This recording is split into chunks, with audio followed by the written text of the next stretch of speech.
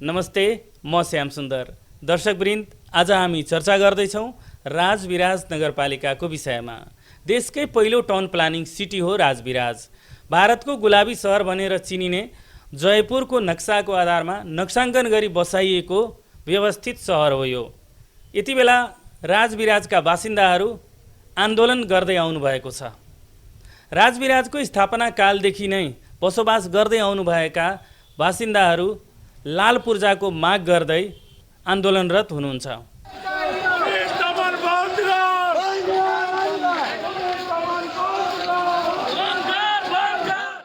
उहाँहरू राजविराजको स्थापना भएसँगै बिटौरी कर तिरेर बस्दै आउनुभएको छ। यो आन्दोलनसँगै बिटौरी जग्गाको विषयमा विभिन्न कुराहरू उठिरहेका छन्, तर्क वितर्कहरू भइरहेका छन्। आज हामी यही विषयमा चर्चा गर्दैछौँ। बिटौरी जग्गा भन्नाले सरकार वा स्थानीय तहको स्वामित्वमा रहेको जग्गा व्यक्तिलाई अस्थायी रूपमा व्यापार व्यवसाय वा उपयोग गर्न दिएको जग्गालाई बुझिन्छ। जग्गाको स्वामित्व भने सरकारकै रहने, बसोबास गर्ने व्यक्तिले वार्षिक बिटौरी दस्तुर तिर्नुपर्ने हुन्छ।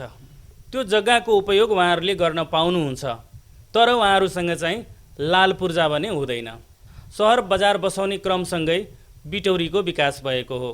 1990 पछि बिटौरी व्यवस्थित रूपमा प्रयोगमा आएको देखिन्छ। त्यति बेला नेपालका विभिन्न बजार र नगरहरू योजनाबद्ध रूपमा विकास गर्ने कार्य अगाडि बढेको थियो। बजार बसाउन, व्यापार बढाउन, सरकारी जमिन उपयोग गर्न, नयाँ बस्ती तथा बजार विस्तार गर्नका लागि सरकारले अस्थायी रूपमा उपयोग गर्नका लागि सुविधा सहितको यो अधिकार दिन थालिएको हो। बिटौरी जग्गाको प्रचलन खास गरी तराई मधेसका सहर तथा बजारहरू विस्तार गर्ने क्रममा बढी भएको पाइन्छ। सप्तरी जिल्लाको पुरानो सदरमुकाम अर्थात् प्रमुख प्रशासनिक केन्द्र हनुमाननगर थियो, तर कोशी नदीको कटान र बाढीको जोखिम बढ्दै गएपछि सदरमुकाम राजविराज सारिएको हो। सुरक्षित विकल्पको रूपमा त्यति बेला अध्ययन टोलीले राजविराज क्षेत्रलाई चयन गर्यो। त्यति बेला राजविराज जङ्गल तथा पर्तीको रूपमा थियो, जसको पुष्टि खैरसाल टोलले पनि गर्दछ। खैर र सालका रुखहरू अत्यधिक रहेका कारण त्यो ठाउँलाई खैरसाल भनियो। राजविराजको स्थापना विक्रम सम्वत 1995 सालमा तत्कालीन श्री 3 प्रधानमन्त्री जुद्ध शमशेर राणाको पालामा भएको हो। राजविराजलाई नेपालको पहिलो योजनाबद्ध सहरको रूपमा विकास गर्ने क्रम सुरु गरिएको थियो। पूर्वी कमान्डका प्रमुख बबर शमशेर राणा र सप्तरीका तत्कालीन बडा हाकिम प्रकाश शमशेर राणाको पहलमा इन्जिनियर डिल्ली जङ्गा थापाले भारतको जयपुर सहरको नमुनामा राजविराजको डिजाइन तयार पार्नुभएको थियो। प्रारम्भिक नगर योजनामा राजविराज 60 बिघाको थियो। सरकारी कार्यालय अर्थात् कचहरी लाइनका लागि 10 बिघा जग्गा र सरकारी कर्मचारी आवासका लागि 8 बिघा जग्गा पछि थप गरियो। राजविराज नगर क्षेत्रको योजनाबद्ध कुल क्षेत्रफल 78 बिघा रहेको छ। त्यस समयमा स्थानीय बासिन्दा, व्यापारी, कर्मचारी र स्थानीय परिवारलाई घर बनाएर बसोबास गर्न सरकारी जग्गा बिटौरी प्रणाली मार्फत उपलब्ध गराइयो। राजविराजमा बिटौरी जग्गाको व्यवस्थापन तत्कालीन गोश्वरा अड्डा तथा माल सम्बन्धी प्रशासनिक निकाय मार्फत गरिन्थ्यो। समयक्रमसँगै ती परिवारका सन्तानहरूले पनि सोही जग्गामा निरन्तर बसोबास गर्दै आउनुभयो र धेरै स्थानमा पक्की तथा व्यापारिक संरचनाहरू पनि निर्माण भयो। राजविराज नेपालकै पुराना योजनाबद्ध सहरहरूमध्येको एक हो। यो ठाउँ जिल्ला मात्र नभई सगरमाथा अञ्चलको समेत सदरमुकाम तथा प्रमुख व्यापारिक केन्द्र बन्न गयो। कुरा 1995 सालको हो। प्रशासनिक केन्द्र त सारियो, तर राजविराज क्षेत्रमा मानव बस्तीको सघन विकास भइसकेको थिएन।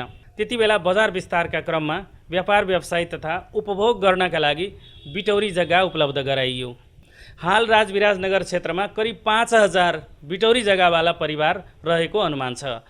ती परिवारहरूले राजविराज स्थापनाका क्रममा आफूहरूका पुर्खाले योगदान दिएको बताउँदै लाल पूर्जाका लागि सङ्घर्ष गर्दै आउनुभएको छ। चुनावका बेला राजविराजको बिटौरी समस्या प्रमुख मुद्दा नै बन्ने गरेको छ, तर समाधानका लागि भने अहिलेसम्म ठोस पहल चाहिँ हुन सकेको छैन। पुस्तौनी बसोबास गर्दै आए पनि जग्गामा पूर्ण स्वामित्व हुन नसकेका कारण आफ्नो जग्गाको अंशबन्डा गर्न, बेचबिखन गर्न, बैंकबाट ऋण लिन तथा अन्य प्रशासनिक कामहरू गर्नका लागि कठिनाई झेल्नुपर्ने अवस्था रहेको छ।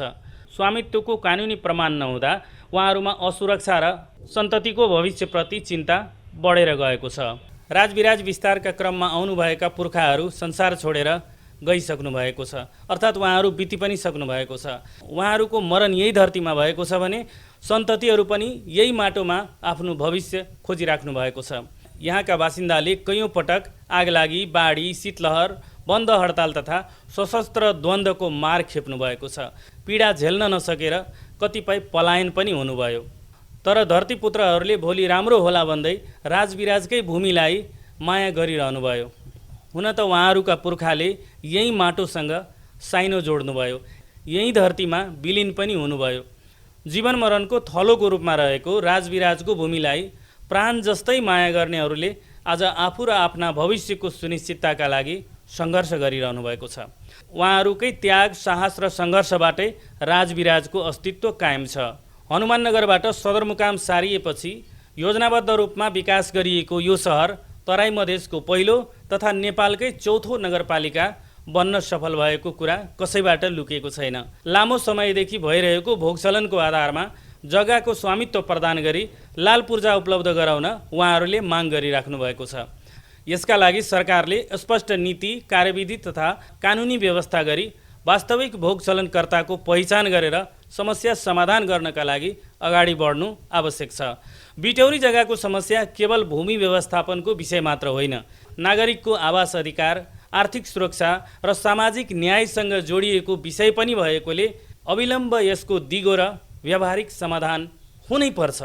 यसका लागि सप्तरीबाट निर्वाचित जनप्रतिनिधिहरूले पहल कदमी लिनु आवश्यक छ। त्यसमा पनि राजविराज नगरपालिकाले समन्वयकारी भूमिका निर्वहन गर्नु जरुरी छ। विगत केही समयदेखि राजविराज नगरपालिका कार्यालय अगाडि उहाँहरूले धरना दिँदै आउनुभएको थियो, विरोध प्रदर्शनका कार्यक्रमहरू गर्दै आउनुभएको थियो।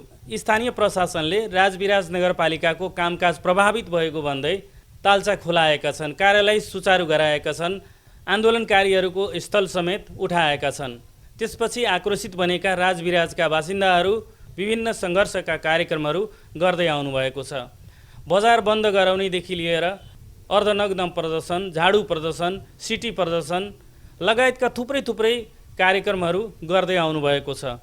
राजविराज नगरपालिकाका बजारहरू समेत पूर्ण रूपमा बन्द गराएका छन्। आफूहरूको माग पूरा नभएसम्म बजार पूर्ण रूपमा बन्द राख्न समेत आह्वान गरेका छन्। बजार तथा प्रतिष्ठानहरू बन्द रहँदा सर्वसाधारणको दैनिकी प्रभावित भएको छ नै, अर्थतन्त्रमा समेत असर पर्न गएको छ। यसको दिगो समाधानका लागि ठोस पहल हुनु आवश्यक छ। स्थानीय प्रशासनले समेत बल प्रयोग गर्नुभन्दा पनि वार्ता, संवाद र पहल कदमी लिएर समस्या समाधानका लागि समन्वयकारी भूमिका निर्वाह गर्नु आवश्यक छ र सङ्घर्षरत पक्षले समेत बजार बन्द गराउने क्रममा या प्रदर्शनका क्रममा मर्यादित रूपमा प्रस्तुत हुनु आवश्यक छ। राजविराज नगरपालिकाको स्थापनासँगै बसोबास गर्दै आउनुभएका परिवारको समस्या समाधानका लागि सबै पक्षले आफ्नो तवरबाट पहल कदमी लिनु आवश्यक छ। कुनै पनि समस्याको समाधान बल प्रयोग गरेर हुँदैन, वार्ता, संवाद, सहमति, सहकार्य र पहल कदमीबाटै हुन्छ। यसका लागि आफ्नो ठाउँबाट पहल गरौँ। राजविराज हाम्रो हो, हामीले बनाउनु पर्छ। राजविराज हाम्रो हो, हामीले बचाउनु पर्छ। राजविराजवासीको समस्या हाम्रो साझा समस्या हो। यसैलाई आत्मसात गर्दै अगाडि बढौँ। आजलाई यति नै। धन्यवाद। नमस्कार।